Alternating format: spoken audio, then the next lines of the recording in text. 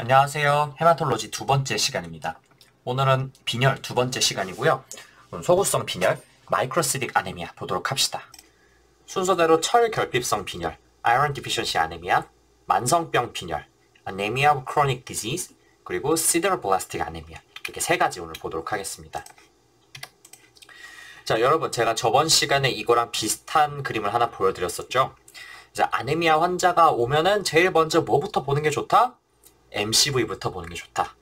이제 MCV에 따라서 RBC 크기가 작으면은 마이크로시딕, 크면 매크로시딕, 보통이면은 노모시딕이다 이렇게 얘기한다고 했습니다. 그래서 아네미아는 이제 여러 가지에 따라서 분류를 할 수가 있지만 이 그 크기에 따라 가지고 분류를 하는 것이 우리가 이제 임상적으로 접근하는 것에는 가장 편한 방법입니다. 오늘은 이 중에서 마이크로시딕 아네미아를 볼 건데요. 이 마이크로시딕 아네미아의 원인 네 가지는 무조건 외우세요. thalassemia, anemia of chronic disease, iron deficiency anemia, lead poisoning. 이 중에서 iron deficiency anemia랑 anemia of chronic disease는 무조건 시험에 나온다고 보시면 되고요. 요 thalasemia는 원래 우리나라에 없는 거나 마찬가지인 병이었어요. 그래서 시험에 안 나왔었거든요. 근데 요즘에는 우리나라도 점점 다문화 사회가 되어가고 있기 때문에 이게 국시에 한번 나왔습니다. 제가 이제 보기 1년 전에 한번 나왔었어요. 굉장히 많이 틀렸죠. 근데 그래서 이거 나중에 한번 보도록 하고요. lead poisoning은 이제 역시 마이크로시딕 아네미아인데 요는 사실 이제 혈액에서 요거 문제를 내는 경우는 잘 없어요. 그것보다는 이제 직업환경의학 요런 데서 가끔 문제를 내거든요. 그래서 제가 그 내용도 넣어놓긴 넣어놨는데 이제 여기서 다루지는 않고 이제 링크를 달아놨으니까 이제 관심 있으신 분들은 나중에 공부하시면서 그 내용 보시면 되겠습니다. 어쨌든 이 마이크로시딕 아네미아의 원인이 네 가지라는 거를 외워두시면은 시험 문제를 푸는데 아주 유리하기 때문에 이 네 가지는 꼭 외우세요. 자, 그러면 첫 주제 철결핍성 빈혈 Iron Deficiency Anemia 보도록 합시다. 히모글로빈이 제 역할을 하기 위해서는 철이 반드시 필요하죠. 근데 철이 부족하면은 히모글로빈을 생성할 수 없으니까 빈혈이 생길 겁니다. 그래서 음식으로 섭취하는 철이 모자라거나 아니면 철이 우리 몸에서 밖으로 자꾸 빠져나가는 경우에 이 철결핍성 빈혈이 생길 수가 있겠어요.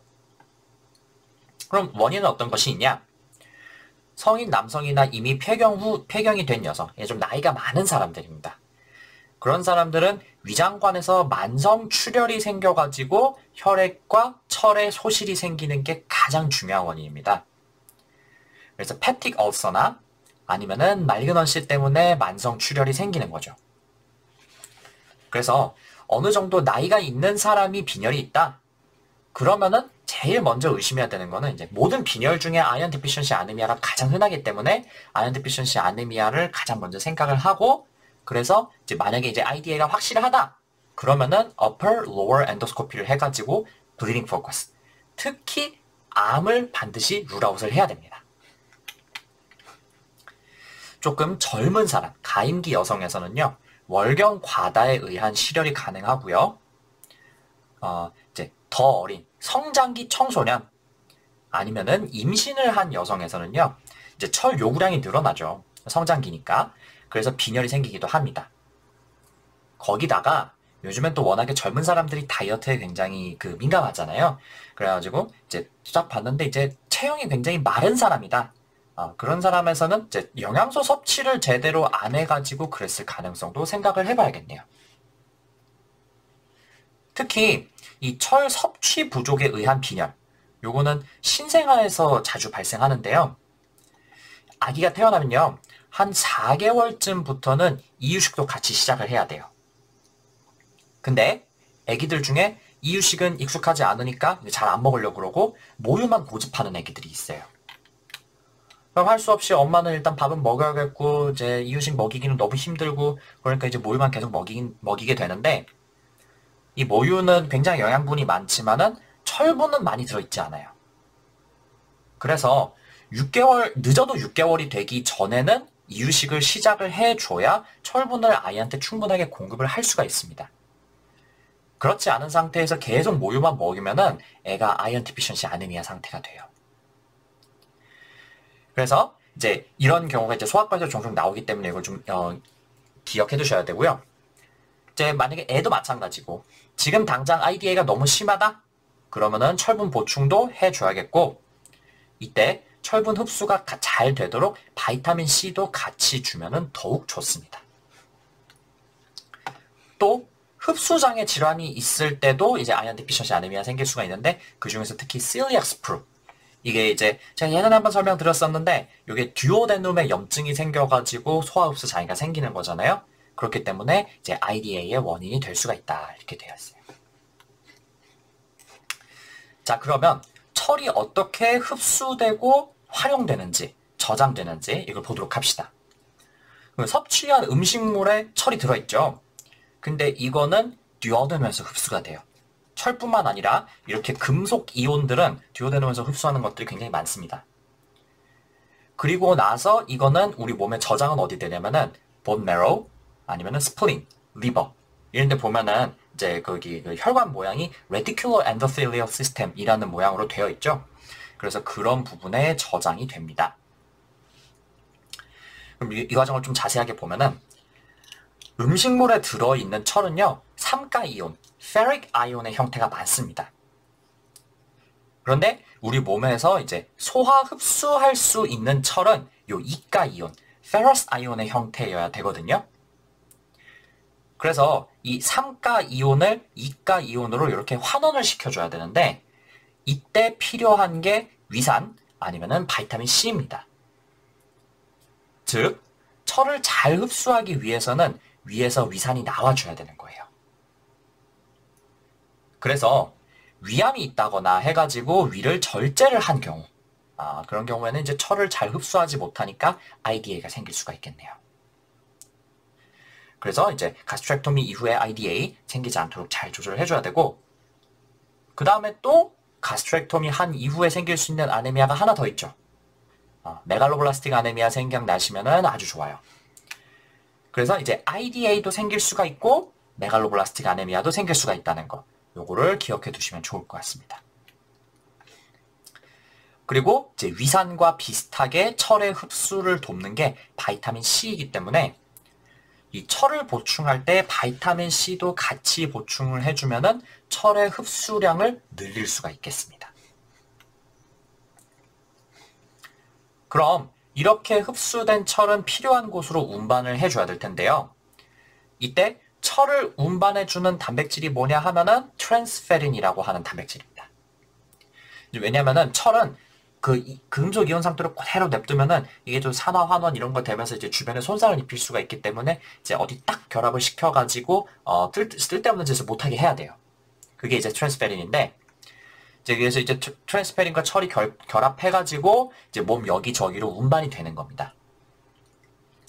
그래서 혈액 검사를 통해서 혈액에 철이 얼마나 포함되어 있는지, 즉 serum 아이온을 측정을 할 수가 있는데요.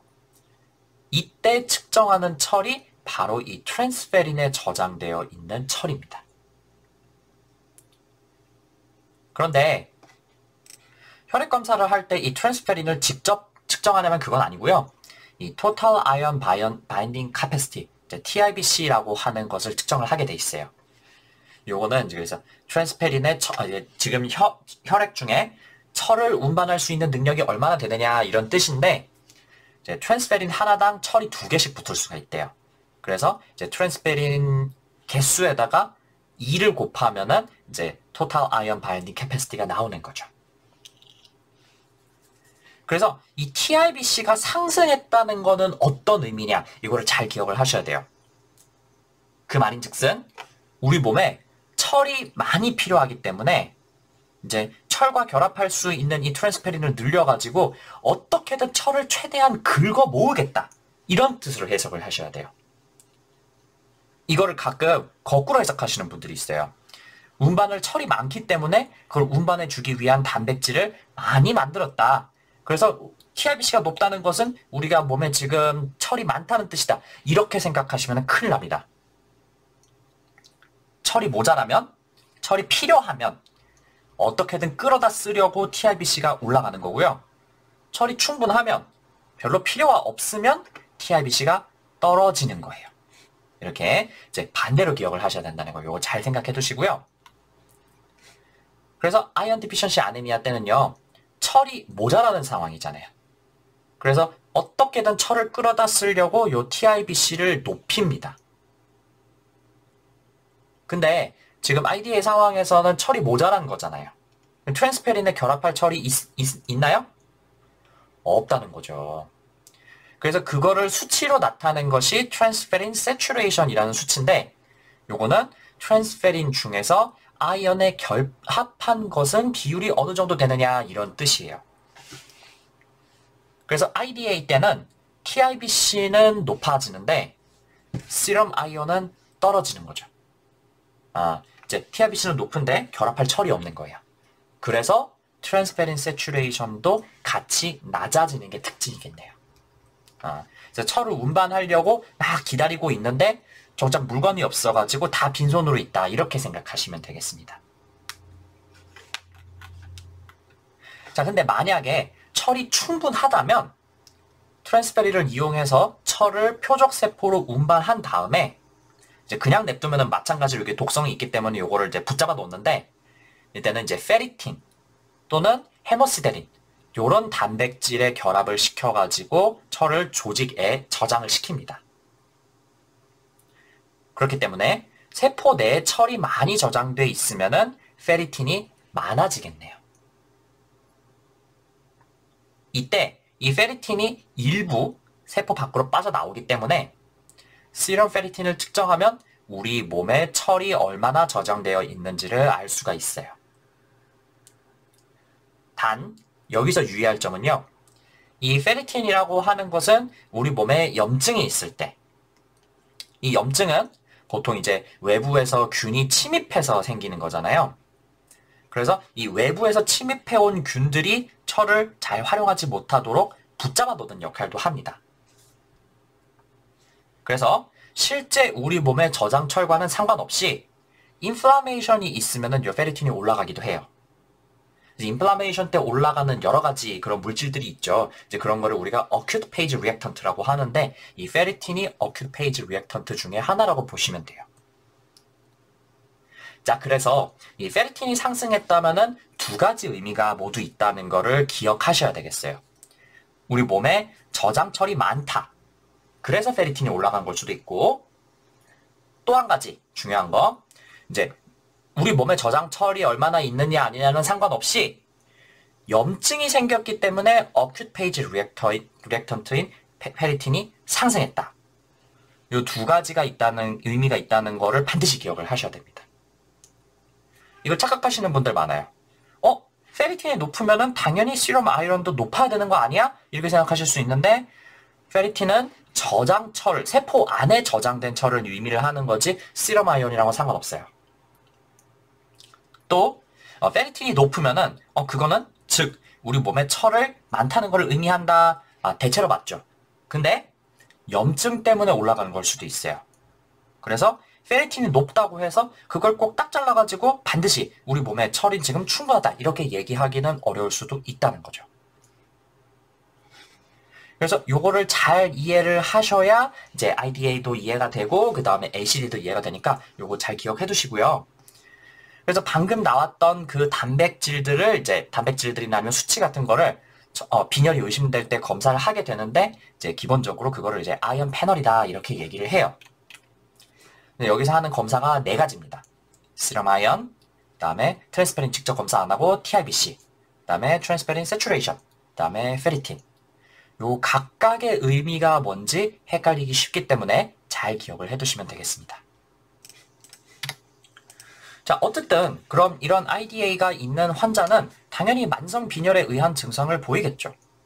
피로하다든지, 두통이 있다든지, 두근거린다든지, 결막이 창백하다든지, 아니면은 운동하는데 이제 surge of breath가 심하다든지, 현기증이 생긴다든지 이런 것들인데 사실 대부분의 환자는 굉장히 빠른 기간 동안에 이렇게 된 게 아니면은 비교적 적응을 잘 한다 이렇게 되어 있습니다.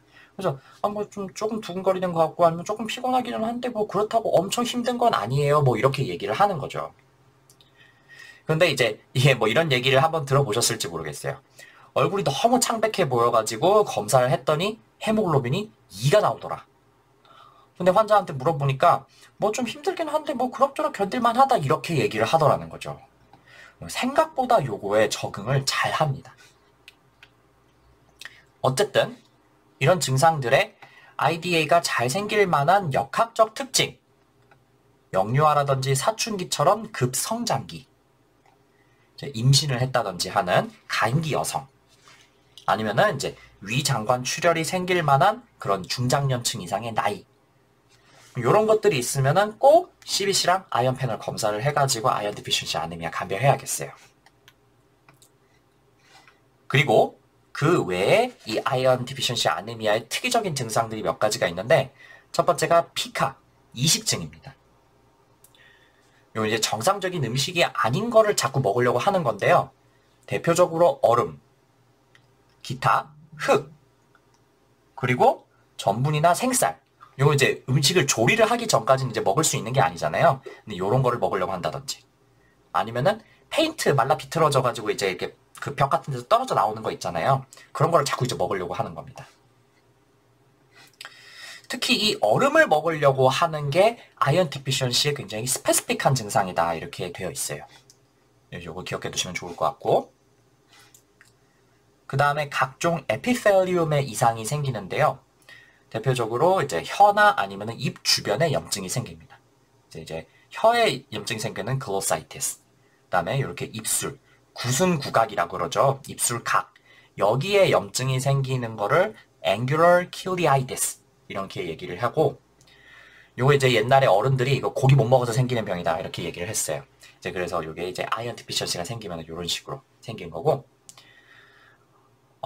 아니면은 이제 또 손톱이 스푼 모양으로 이렇게 푹 파이는 거. 이제 그 손톱이 부풀어 오르는 거 이제 우리가 그거를 커빙 핑거라고 얘기를 하잖아요. 반대쪽으로 안쪽으로 쑥 들어가는 거를 이제 코일로니키아 이렇게 얘기를 합니다. 이런 게 있고, 또 그 다음에 이제 에소파고스에는 에소파지얼 웹이 생겨가지고 이제 디스페이지아 이런 것들이 생길 수가 있는데, 이런 거를 이제 플러머 빈슨 신드롬이다 이렇게 얘기를 하기도 합니다.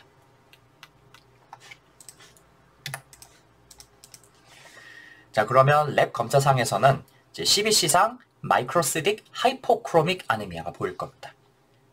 MCV가 80 미만으로 떨어질 거고, 그 다음에 MCHC도 떨어지기 때문에 이제 PBS를 해보면은 이제 RBC의 센트럴 펄러가 굉장히 저명하게, 그래서 크기도 작고 색도 굉장히 옅은 그런 RBC를 확인을 할 수가 있겠습니다. 그리고 또 보시면 RBC 모양이 이쁘게 생긴 게 아니고 뭔가 좀 지멋대로인 것 같은 그런 모양이 느낌이 드시죠? 이런 거를 우리가 포이큘로사이토시스, 그 다음에 애나이소사이토시스 이렇게 얘기를 하죠. 모양이 제각각이다, 다양하다 이런 건데, 이제 그거를 정량적으로 나타낸 게 RDW, Red Cell Distribution Width입니다. 자, RBC의 크기끼리 바리에이션이 얼마나 있느냐 이런 뜻인데, 이게 정상적으로는 15%를 넘지 않아야 한대요.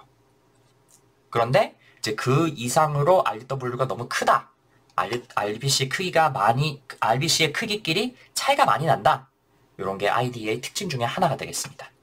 이제 저번 시간에 이 애나이소사이토시스는 이제 많은 종류의 빈혈에서 나타나는 것이기 때문에 특이적인 증상은 아니다 이렇게 얘기했는데, 이제 IDA에서도 그런 특징이 나타나는 겁니다. 그 다음에 아이언 패널에서는 시럼 아이온이 30 미만으로 낮습니다. 혈액에 철이 없어요. 근데 이제 TIBC는 360 이상으로 높아요. 요거는 높은 게 지금 철이 부족하기 때문에 올라간 거다 이렇게 말씀드렸죠.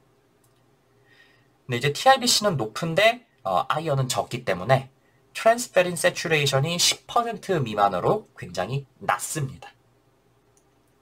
트랜스페린 중에 철의 결합해 있는 것은 적다 이런 뜻이고, 그 다음에 저장철도 당연히 모자라겠죠.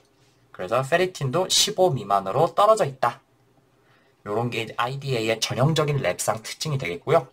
요거를 수치까지 같이 기억해 두시면 더욱 좋겠습니다.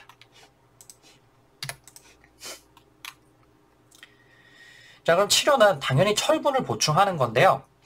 그 전에 아주 심한 빈혈이라면은 RBC부터 일단 수혈을 해야 된다는 거 기억해 두시고, 그 다음에 빈혈의 원인을 밝혀야겠네요. 예를 들어서 이제 중장년층 이상에서는 GI 블러드 로스를 의심해가지고 엔도스코피를 꼭 확인을 해야겠고, 그 다음에 가임기 여성에서는 월경 과다를 의심해가지고 문진도 하고 이제 치료도 해주고 아니면 임신 검사도 하고 이런 것들을 꼭 해봐야겠습니다. 철을 만약에 진짜 그냥 IDA다 어쨌든 간에 그러면은 이제 철을 보충을 해줘야 될 텐데, 철은 시중에 나온 철분제를 주면 돼요. 그런데 이왕이면은 이가철이 많이 포함되어 있는 거를 주는 게 흡수가 조금 더 잘 되겠죠. 그리고 공복에 먹는 게 좀 더 좋고요. 그리고 바이타민 C를 같이 먹는 게 흡수가 더 잘 됩니다. 그리고 한 번 약을 먹기 시작하면은 최소한 6개월 정도는 약을 먹어야 돼요. 그래야 우리 몸에 철을 충분히 저장을 할 수가 있겠습니다. 그런데 이 경구철분제는요, 문제가 맛도 쓰고 그 다음에 속도 좀 불편해요. 이게 굉장히 흔한 부작용입니다. 사람들이 별로 먹기를 싫어해요. 그렇기 때문에 미리 설득을 잘 해둬야 되고요. 도저히 이게 속이 불편해가지고 못 먹겠다. 아니면은 이제 철 결핍이 너무 심해가지고 먹는 거 가지고 보충할 때까지는 시간이 좀 걸린 것 같다. 그러면은 이 주사형 철분제를 주는 것도 어느 정도 도움이 될 수가 있겠습니다. 그다음에 이제 자연적인 치료 경과를 보면요, 이제 철이 결핍됐을 때는 이제 처음에 저장철, 그러니까 페리틴보다 떨어지고, 그 다음에 이제 철의 활용도를 증가시키려고 이제 TRBC가 증가를 해요. 그러면서 이제 트랜스페린 세츄레이션이 떨어지고, 최종적으로는 MCV, 히모글로빈, 히마토크릿 이런 것들이 떨어지면서 IDA의 증상, 그 다음에 기타 특징적인 소견들 이런 것들이 나타나는데요. 철분을 보충을 시작하면 이게 거꾸로 회복이 됩니다. 이제 제일 먼저 증상부터 호전이 되고, 그 다음에 이제 레티큘로사이트 카운트가 올라가면서 혈액을 열심히 만들기 시작하는 거죠. 그 다음에 이제 2달 정도까지는 히모글로빈이 조금씩 올라가면서 정상화가 되고, 마지막으로 페리틴까지 정상이 되기에는 한 6개월 정도 시간이 걸립니다. 그래서 철분제 보충을 시작하면은 최소 6개월, 심하면은 한 1년 정도까지도 약을 꾸준하게 먹어야 된다는 게 이게 중요하겠습니다. 자, 그러면 IDA 여기까지 보고요. 조금 더 힘내서 우리 만성병 빈혈 ACD 보도록 합시다. 이 아네미아 오커링 디지스는요, 철이 부족한 거랑은 별로 상관없어요. 우리 몸에 철은 오히려 충분하게 갖고 있는 경우가 많습니다. 그런데 골수에다 이거를 나눠주지 않는다 이렇게 생각하시면 돼요. 그래서 골수에서 RBC를 제대로 생성을 하지를 못하는 거죠. 이거 왜 그렇게 되냐면은, 염증이 있으면 우리 몸에서는 이게 외부에서 균 같은 게 침입해 왔다. 그러면 이제 균을 최대한 빨리 내쫓아야겠다 이렇게 생각을 한다는 거죠. 근데 이 균들이 생존하기 위해서는 철이 필요하잖아요. 그래서 우리 몸에 철을 꽁꽁꽁 숨겨놓고 혈액에 내보내질 않는 거다 이렇게 보시면 되겠어요. 그래서 이 인플라메이션이 있으면요, 시럼 아이언을 최대한 낮추는 식으로 우리 몸이 반응을 합니다. 그래서 시럼 아이언 떨어지고, 그 다음에 트랜스페린 세츄레이션도 떨어져요. 근데 차이점이 IDA에서는 어떻게든 철을 지금 끌어다 써야 되는 상황이잖아요. 그래서 TRBC가 올라가죠. 근데 아네미아 오커링 디지스는 어떻게 써요? 이거 TRBC 올릴 필요가 있겠어요? 아니요, 그렇지 않아요. TRBC 오히려 떨어집니다. 그래서 혈액에 이제 박테리아가 철을 이용하지 못하도록 철을 최대한 혈액에 내보내지 않는 것이 목표다 이렇게 생각하시면 되겠습니다. 그리고 IDA에서는 저장철 떨어지니까 페리틴 떨어지죠. 근데 이제 ACD에서는 페리틴 상승하겠죠. 왜냐하면 염증 때문에. 근데 이거는 이제 물론 이제 저장철이 충분하기 때문에 페리틴이 충분할 수도 있고, 그런데 이제 철이 막 우리 몸에 과다하게 들어온 그런 게 아니라면 페리틴 잘 안 올라가거든요. 정상 범위 내에 있는데 정상 범위 이상으로 막 올라갈 정도다? 그거는 염증 때문에 올라갔다고 보는 게 합리적이겠죠. 그리고 아까도 말씀드렸지만 페리틴하고 시럼 아이언은 별로 상관없어요. 그래서 이제 왜 페리틴이 올라갔는데 시럼 아이언 낮지? 이렇게 생각하시면 안 되는 겁니다. 이제 굉장히 오해하기 쉽기 때문에 이제 잘 기억해 두시도록 주의하시면 좋겠습니다. 자, 그럼 이런 만성병 빈혈의 원인은 뭐가 있느냐? 첫 번째, 만성 염증성 질환. 여기에 해당하는 거는 결핵 같은 만성 감염성 질환일 수도 있겠는데요. 조금 더 흔한 거는 자가 면역성 질환, 류마티스성 질환, 아니면 종양. 이렇게 이제 우리 몸에 만성적으로 염증을 일으키는 그런 질환들입니다. 이때 이제 나오는 인플라마토리 사이토카인들, 뭐 인터루킨 1이라든지 TNF라든지 아니면 인터페론 감마라든지 이런 것들이 에리스로포이틴, EPO에 대해서 반응을 잘 못하게 만들어요. 그리고 염증이 있으면은 이 헵사이딘이라는 물질이 간에서 나오거든요. 근데 이 헵사이딘은 그 듀오데놈에서 철을 흡수하는 거를 억제하는 기능이 있어요. 그래서 사실은 이 ACD가 오래 가잖아요. 그러면은 이제 우리 몸에 있는 철도 제대로 활용을 못할 뿐만 아니라 철을 흡수도 잘 못하게 되기 때문에 아주 오래되면은 그게 IDA까지 같이 오는 경우도 꽤 있습니다.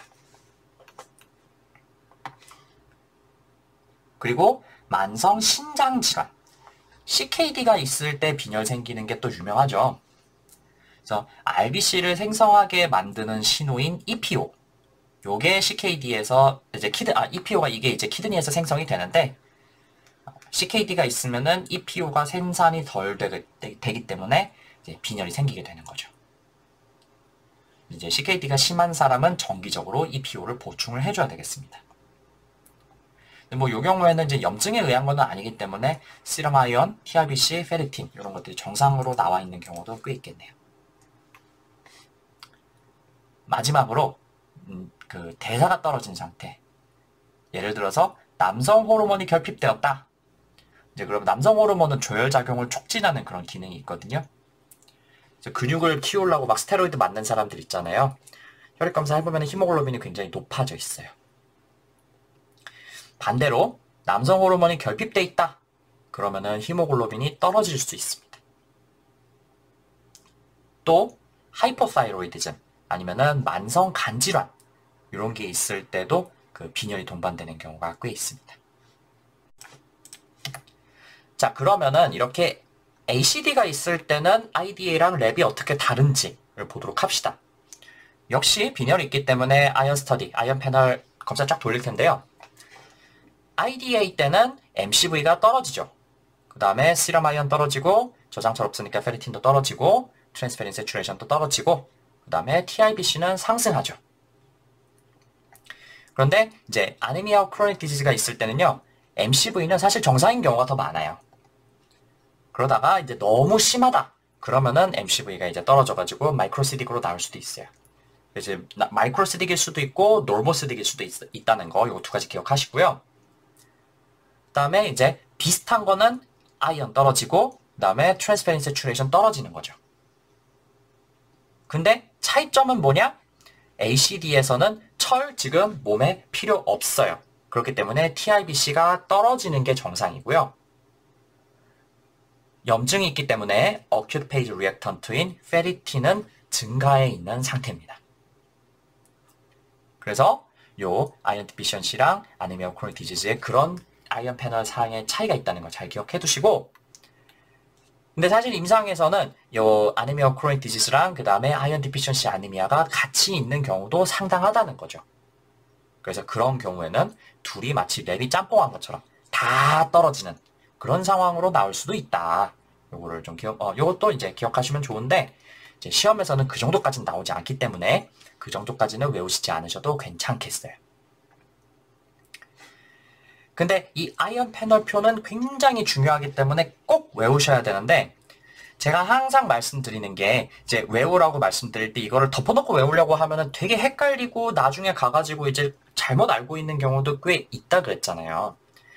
그래서 저는 항상 추천하는 게 요 표 같은 거를 이제 어디 이제 그 빈 종이에다가 이제 표만 이렇게 그려놓고 이제 이거를 백지에다가 이제 채워 보시면서 왜 이 수치들이 그렇게 나올 수밖에 없는가, 이거를 차근차근 생각해 보면서 채워 보셨으면 좋겠어요. 정말 100% 장담하는데 그게 훨씬 빨리 외워지고 덜 헷갈리고 그리고 나중에 깜빡했을 때 다시 기억을 되살리기도 훨씬 쉽습니다. 꼭 그렇게 공부를 해보시고요.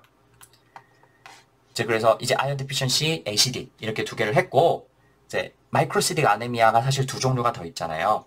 lead poisoning, thalassemia. 마찬가지로 아이언 패널 검사 돌릴 수 있어요. 근데 lead poisoning에서는 요거 별로 아이언 패널 검사 별로 안 중요하고요. 요 thalassem이a는 요런 식으로 소견이 나오는데 요거는 제가 나중에 thalassemia 설명드리면서 한번 다시 말씀드리겠습니다. 그때 한번 볼게요. 그 ACD 그럼 치료를 어떻게 하느냐? 당연히 유발한 기저질환을 치료하는 게 가장 중요하겠죠. 근데 기저질환을 치료할 수 없는 경우다.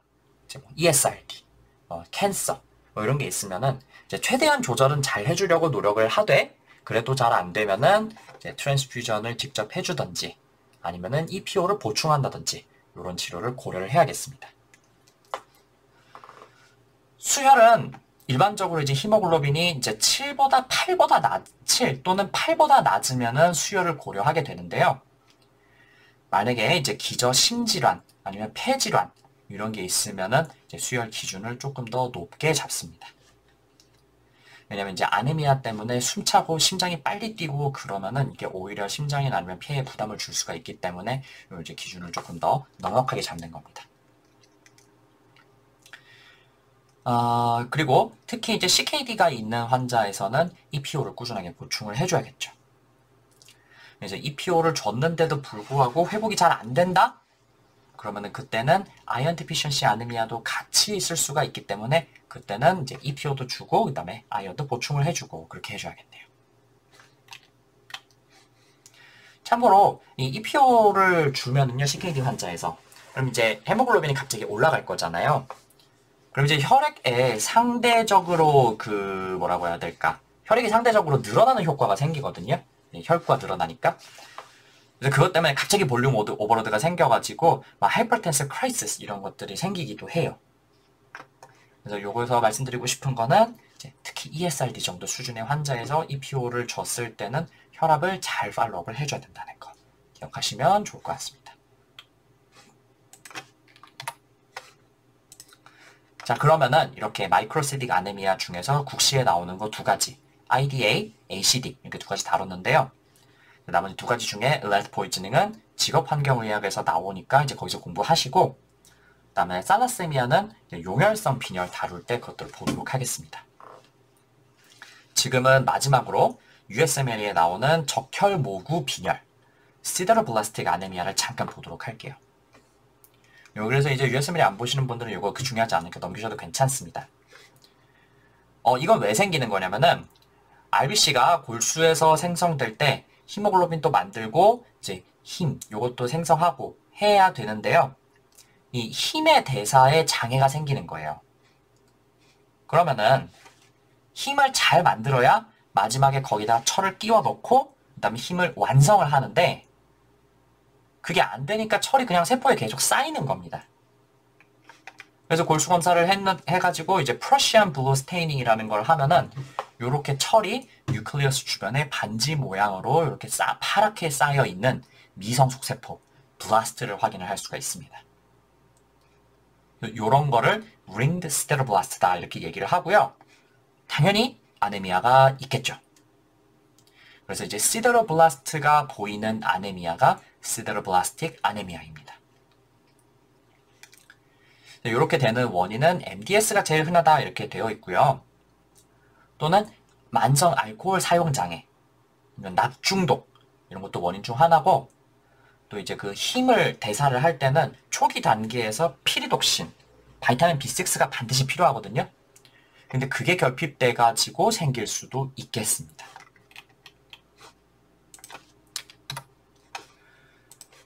어쨌든 이렇게 되면은 히모글로빈이 제대로 생성이 되지가 않기 때문에 이제 하이포크로믹 RBC가 생기는 거를 확인을 할 수가 있어요. 그리고 만약에 이게 레드 포이즈닝에 의해서 생긴다면은 이제 마이크로시딕 하이포크로믹 아네미아가 되고요. 이걸 일으킬 수 있는 원인이 이제 MDS나 아니면 술 이런 것도 있다고 그랬잖아요. 이제 MDS나 술 먹었을 때는 아네미아가 매크로시딕으로 생기거든요. 그래서 MCV가 100 이상으로 크게 되겠습니다. 그리고 이때는 철을 제대로 쓰지 못하고 그냥 계속 조직에 쌓이기만 하는 상황이잖아요. 그래서 serum ion, transferrin saturation, ferritin 이런 거는 올라가고요. 반대로 TIBC는 떨어집니다. 정 근데 원인을 모르겠으면은 이제 골수 검사를 해가지고 이 ringed steroblast를 직접 확인하는 방법이 있는데요. 대부분의 경우에는 이렇게까지 검사를 할 필요는 없다 그래요. 치료는 원인 질환을 해결해 주는 것이 가장 중요합니다. 원인 질환이 이제 피리독신 디피션시다. 피리독신은 보충을 해줘야 되겠고, 레드 포이즈닝이라면은 이제 레드에 대한 킬레이터 이런 것들을 줘야 되고, 술을 많이 먹은 거면은 술 끊게 하고, MDS가 원인이면은 MDS 치료를 잘 해줘야 되고 그런 것들이 필요하겠죠. 이 시데로블라스틱 아네미아는 스텝 1 아니면 CK에 종종 나오기 때문에 기억해 두시면 유용할 겁니다. 자, 그럼 이렇게 소구성 빈혈 마치도록 하겠습니다. 이게 정말 시험에 잘 나오는 내용인데 별로 어렵진 않았죠. 문제 푸는 법, 그 다음에 랩 볼 줄 알면 한두 문제 그냥 뚝딱이에요. 리뷰 한번 하시고 그 다음에 문제 풀어보시면 수월할 겁니다. 다음 시간에는 메갈로블라스틱 아네미아, 그 다음에 아플라스틱 아네미아를 보도록 하겠습니다. 오늘도 공부하시느라 수고 많으셨습니다. 들어주셔서 감사합니다.